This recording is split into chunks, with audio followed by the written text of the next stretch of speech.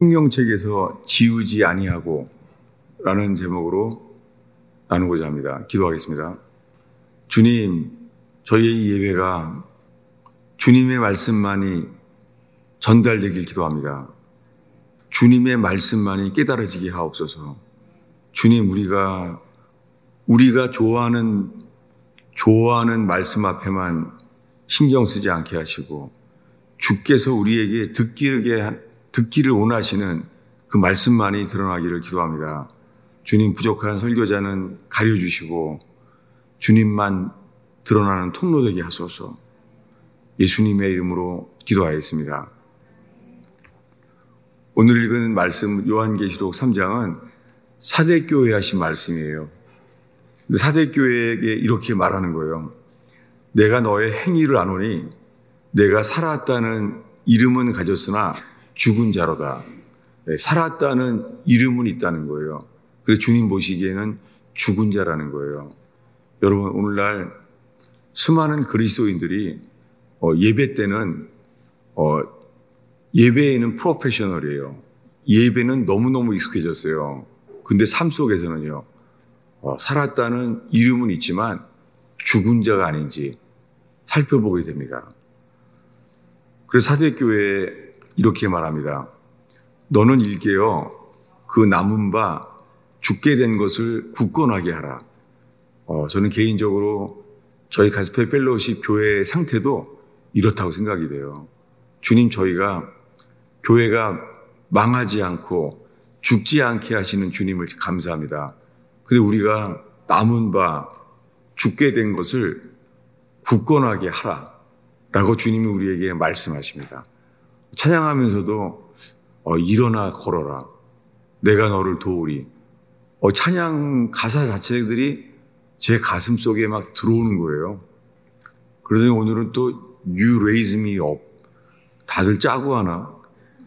왜냐하면 정말 놀랐어요. 왜냐하면 제가 이번 주간이 가장 어려운 주간이었어요. 그래서 어떻게 제가 목회를 정말 그만두고 싶을 만큼 힘들고 지쳤어요.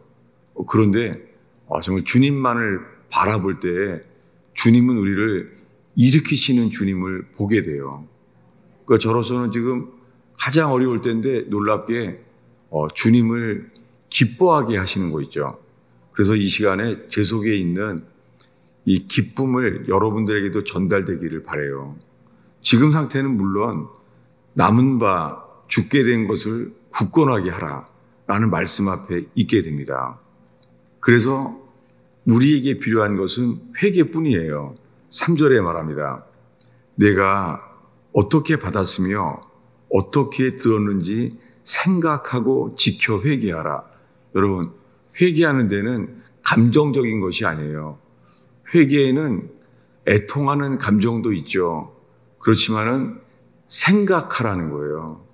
우리가 생각해서 회개하라는 거예요. 뭘 생각하냐면 어떻게 받았으며 어떻게 들었는지를 생각하고 지켜 회개하라는 거예요. 그러면서 이 사대교회에는 이런 사람들을 또한 말합니다. 4절에 그러나 사대에 옷을 더럽히지 아니한 자 몇 명이 있다는 거예요. 그들은 흰옷을 입고 나와 함께 다닌다는 거예요. 먼저는 회개해야 될 사람들에게 말씀해요. 회개하라고. 그런데 회개라는 말씀과 함께 그들 중에는요, 흰옷을 입고 나와 함께 다닐 사람이 있다는 거예요. 그래서 5절에 가서 이기는 자는 이와 같이 흰옷을 입을 것이요. 여러분, 천국에 들어갈 때 흰옷이 없으면 못 들어가잖아요. 그런데 이렇게 말하는 거예요.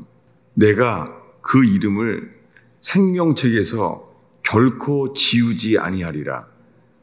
여러분, 이런 구원의 확신, 주님께서 우리에게 말한다는 거예요. 내가 이들의 이름을 생명책에서 그 이름을 지우지 아니하리라. 여러분, 구원은 우리에게 달려있지 않아요. 구원은 주님께 달려있어요. 이 말씀을 다시 한번 강조하기로 합니다. 왜냐하면은 주보 앞쪽에 있는데요. 요한계시록 21장 27절입니다. 네, 찾으시면은 우리 한 목소리로 읽겠습니다. 무엇이든지 속된 것이나 가증한 일 또는 거짓말하는 자는 결코 그리로 들어가지 못하되 오직 어린 양의 생명책에 기록된 자들만 들어가리라. 여러분, 이걸 읽으면서요, 이 요한계시록 21장에 이 거의 마지막 부분에 12진주문을 계시해요. 12진주문에 들어가는 사람들. 네. 이것은 실제죠. 우리가 죽게 되면은 여기에 들어가는지에 우리의 구원이 달려 있습니다. 구원은 우리에게 달려 있지 않아요. 구원은 주님께 달려 있어요. 지금 또 이 말씀을 2번 반복했어요. 왜냐하면은 27절을 읽을 때요, 어떤 마음이 들어요? 오직 어린 양의 생명책에 기록된 자들만 들어가리라. 이 말씀의 선언은요, 구원은 우리에게 있지 않아요. 구원은 주님께 달려 있어요. 그런데 이걸 읽으면서도요, 이럴 수가 있어요. 아, 속된 것이나 가증한 일은, 거짓말하는 자는 거기 들어갈 수가 없구나. 그러면서 우리가 뭘 하려는 거예요. 여러분, 혹시 이걸 읽으면서요, 우리 속에서 여기 이 진주문에 들어가려고 한다면 속된 것이나 가증한 일이나 거짓말하는 것은 절대 그리로 못 들어가는구나 라고 우리가 뭔가를 하려고 하는 마음이 들 수 있다는 거예요. 이것이 율법이에요. 우리는 율법으로요, 뭔가를 우리가 할 수 있다고 생각하는 거예요. 여러분, 이것은요, 아직까지 바벨탑을 쌓는 것처럼요, 나의 신앙이에요. 여러분, 우리는 아무것도 할 수 없는 자예요. 혹시나 이 설교를 하면서 우리가 아무것도 할 수 없다고 말하면은 혹시나 이러다가 우리 교인들은 아무것도 안 하면 어떡하지? 그런 염려도 정말 생겨요. 이러다가 교인들 모임도 안 나오고 기도도 안 하고 헌신도 안 하고 그럼 어떡하지 하는 염려가 정말 있어요. 근데 여러분, 이 시간에 주님이 우리에게 주시는 진리만이 기뻐하게 되기를 바랍니다. 왜냐하면 이 요한계시록 마지막에 가면은요, 어린 양의 생명책에 기록된 사람만 들어가요. 이 말은 뭡니까? 구원은 우리에게 달려있지 않아요. 구원은 주님께 달려 있습니다. 우리를 알면 알수록요, 우리 속에는 선한 것이 없어요. 아멘 안 하는 사람 뭐예요? 선한 게 아직 있다는 거잖아요. 여러분, 정말이에요. 우리 속에는 선한 게 없어요. 생각해도 그건 몰라요. 왜냐하면 우리 생각은 빛이 아니에요. 십자가에 못 박히신 예수님, 그분만이 빛이에요. 우리의 이성의 생각은 빛이 아니에요. 주님 앞에서 이성은 어두움이에요. 여러분, 이 빛, 십자가에 비춰진 빛, 하나님의 아들, 그분 자신만이 빛이에요. 여러분, 이 빛이 비춰질 때 우리가 알게 돼요. 뭐를요? 우리 힘으로는 천국에 갈 수 없다는 거예요. 그런데 율법을 좀 지키면서 성경도 열심히 보고 예배도 열심히 하고 우리가 뭔가를 하는 만큼 우리가 천국에 갈 수 있을 거라고 생각하는 거예요. 여러분, 이것은 바벨탑입니다. 이것은 홍수가 나면 무너질 수밖에 없는 모래탑입니다. 여러분, 우리의 구원은 반석 대신 예수님, 그분 반석이신 그분으로만 세워지는 구원 되기를 축원합니다. 여러분, 오늘날에요, 구원하면은 교회에서 말해요. 예수 믿으세요. 믿으면 구원받습니다. 이 말이 맞기도 하지만은요, 조심스러워요. 예수 믿으세요. 여러분, 이 복음서가 4개인데요. 오늘날 성경 어디부터 볼까요? 하면 뭐라고 말하죠? 요한복음부터 보라는 거예요. 여러분, 성경은 순서 자체가 진리예요. 마태, 마가, 누가복음은 회개하라는 거예요. 근데 요한복음에는 회개라는 단어가 한 단어도 없어요. 설마, 정말 없어요. 놀랍게 요한복음에는 회개라는 단어가 한 단어도 없어요. 왜 그렇죠? 그래서 오늘날 요한복음에서 사람들은 예수 믿으세요, 이렇게 바뀌어버렸어요. 성경에 사도 바울도 예수님도 첫 복음이 뭐였냐면 회개하라, 천국이 가까웠느니라, 회개하라라고 말한 거예요. 근데 바뀌었어요. 어떻게 해요? 예수 믿으세요. 예수 믿으면 천당 간다는 거예요. 여러분, 여기에는 믿음의 차이가 있어요. 왜냐하면 성경을 읽다 보면은 택하신 자의 믿음이라고 나와요. 이것은 우리 믿음이 아니에요. 그래서 이렇게 말합니다. 부르심 받은 사람이 많지만 택하심을 믿은 사람은 적으니라. 여러분, 오늘날의 현대 교회에서는 지금 이런 말씀을 의도적으로 하지 않아요. 그래서 안타깝지만 신천지나 이단들이 이 말씀을 강조해요. 이단들이 말하는 거예요. 택하심을 받아야 구원받는다는 거예요. 왜 그렇게 됐습니까? 현대 교회가 말하지 않는 거예요. 현대 교회는 주보에도 이렇게 쓰여 있어요. 영접 기도. 무슨 말입니까? 우리가 영접하면 구원받는다는 거예요. 여러분, 저도 처음에 세례받던 해에 지금까지 기억이 나요. 저도 세례받던 해에 영접 기도를 받았어요. 따라했습니다. 진지하게 나눴어요. 영접 기도라는 것을. 나는 주님이 내 마음에 들어오기를 기도했어요. 그러니까 저를 가리키더라고요. 그럼 주님이 어디 계시냐고. 그럼 우리 안에 계시지 않냐고. 그래서 그걸 믿으라고 이렇게 살아왔어요.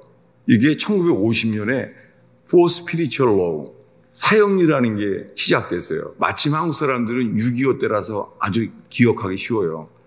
그때부터요, 사형리, 영접하라는 것이 복음이 되어버렸어요. 그래서 이제는 회개하라는 말이 사라지게 됐어요.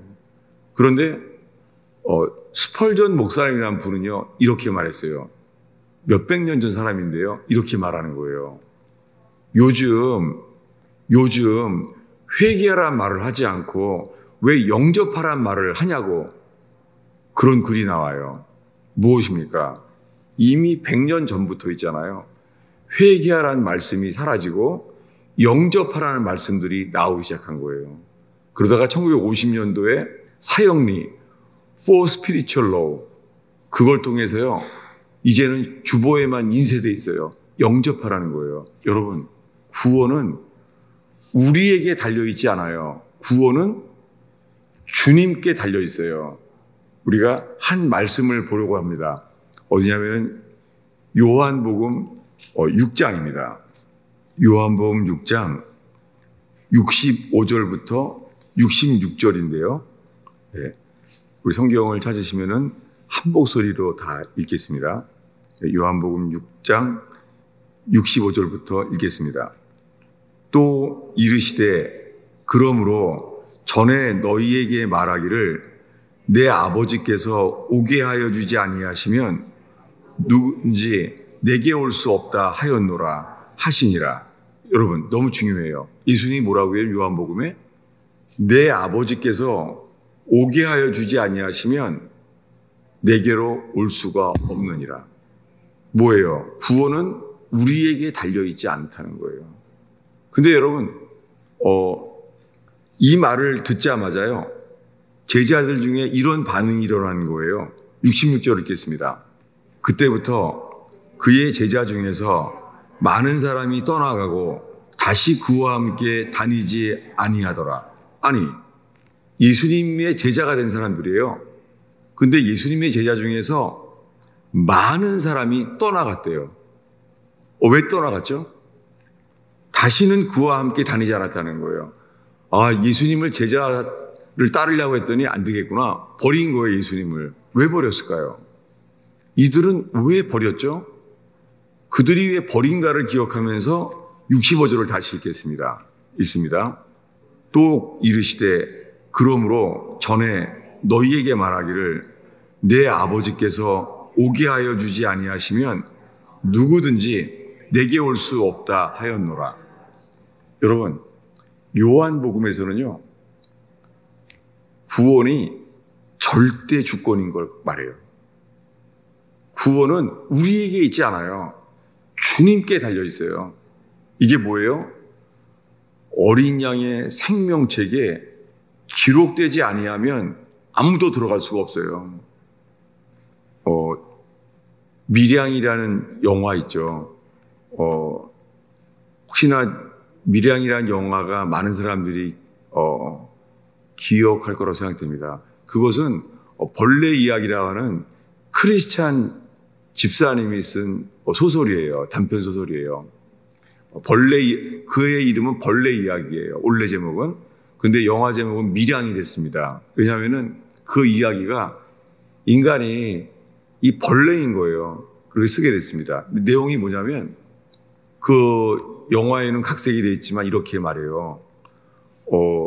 그 유치원의 그 운전사가 그 아이를 납치해서 죽였습니다. 그래서 그 주인공이 너무너무 괴로워하죠. 너무너무 괴로워하는데 예수를 믿게 됐어요. 그래서 자식이 납치돼서 죽은 그 사람을 예수를 믿게 되니까 그 사람을 용서하려고 감옥에 가죠. 감옥에 예수를 믿어서 내가 당신을 용서하러 왔다는 거예요. 그래서 은혜 받아서 이제 내가 내 자식이 유괴당해서 죽어서 이 슬픔 속에서 예수를 믿게 됐으니까 내가 이제 용서하러 왔다는 거예요. 근데 용서를 하려고 했더니요, 그 감옥 안에 있는 그 유괴범이요, 나도 예수를 이미 믿게 됐다는 거예요. 근데 그러면 기뻐해야 될 일이잖아요. 근데 그 여자 주인공이 나가서 쓰러져요. 그리고요, 신앙을 잃어버려요. 왜 잃어버렸죠? 그 주인공이 이렇게 말해요. 내가 얼마나 힘든 마음으로 내 딸의 죽인 유괴범을 용서하러 왔는데 누가 나보다 먼저 용서를 해버렸냐는 거예요. 여러분, 이게 엄청난 이야기예요. 이게 뭐예요? 누가 주인이냐는 거예요. 그 영화의 핵심은요, 사람들은 용서하는 것조차 자기가 주인인 거예요. 그래서 이 벌레 이야기라는 소설, 그리고 미량이라는 영화의 내용은 뭐냐면 현대 기독교를 고발하는 거예요. 뭐냐면 내가 주인인 거예요. 내가 용서하기 전에 누가 벌써 용서를 받았냐는 거예요. 여러분, 구원은요, 우리에게 달려있지 않아요. 또 이런 것도 있죠. 그 사람은 감옥 안에서요, 자기는 영접하고 구원받았다는 거예요. 거짓 기독교죠. 그 사람은 정말 자기가 회개해서 구원받았다면 마땅히 자기가 죽였던 그 가족을 만났어야 되는 거죠. 여러분, 이렇게 이 영화의 앞에 부분은 여전히 내가 주인인 사람의 신앙이에요. 그리고 그 감옥에 있는 사람은요, 회개 없이 믿기만 하는 사람을 가르쳐요. 아주 절묘한 양쪽 두 개의 모순을 말하는 거죠. 여러분, 구원은 우리에게 달려있지 않아요. 구원은 주님께 달려있어요. 그래서 이 요한복음에만 이렇게 말해요. 전에 너희에게 말하기를 내 아버지께서 오게 하여 주지 아니하시면 아무든지 내게 올 수 없다 하였노라. 여러분, 주님이 이끌지 아니하시면 주님께 나아올 수 있는 자가 없습니다. 근데 오늘날에는 전도지에 이렇게 나와 있죠. 수고하고 무거운 짐진 자들아, 다 내게로 오라. 내가 너희를 쉬게 하리라. 뭐예요? 이 마태복음이죠. 이 전도지에 나오는 것은 우리가 나오라는 거예요. 수고하고 무거운 짐진 자들아, 다 다 내게로 오라. 주님이 말해요. 오라고. 그랬더니요. 내게 오면 쉬게 한다는 거예요. 여러분, 수고하고 무거운 짐진 자들아. 그 짐이 무슨 짐입니까? 이 수고하고 무거운 짐진 이 짐은요, 세상 근심, 슬픔 이런 거 아니에요. 죄의 짐이에요. 이 세상에서 가장 무거운 짐이 죄의 짐이에요. 이 짐은 우리 힘으로 벗을 수가 없어요. 우리 힘으로 벗으려고 하면은 철로역정에 나오는 사람처럼 물에 빠져서 더 무거워지는 거예요. 그러니까 하려고 하면 할수록 이것은 우리 힘으로는 할 수 없습니다. 여러분, 그런데 우리들은 영적 기도로요, 내가 죄를 자백하고 주님을 영접했기 때문에 구원받는다는 거예요. 여러분, 지금 계속해서 이 말씀만 반복했어요. 왜냐하면 너무 중요해요. 성경 전체가 구원은 우리에게 달려있지 않아요. 주님께 달려있어요. 그런데 죄를 자백만 하면 구원받는 줄 아는 거예요. 여러분, 죄는 맞아요. 자백하면 주님이 죄를 씻어준대요. 죄를 용서해 준대요.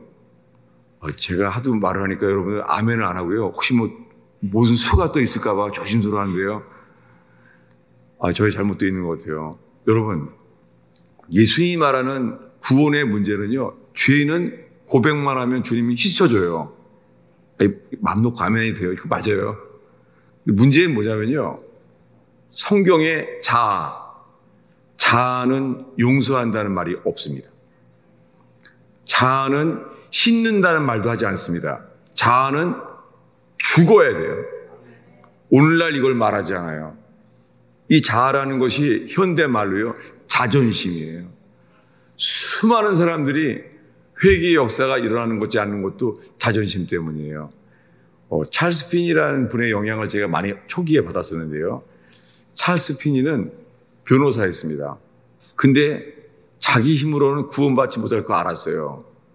그래서 낮에도 나가서 사무실에서 기도를 해요. 근데요, 기도를 하는데 성경책은요, 창피하니까 몰래 싸서 나가요.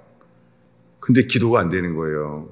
근데 그 순간 이분이요, 기도를 하다가, 아니, 내가 왕께 나아간다고 하는데 내 죄를 씻으려고 벌거벗김을 당한 채 서 계신 분에게 내가 자존심을 부리는구나. 이걸 깨닫게 되세요.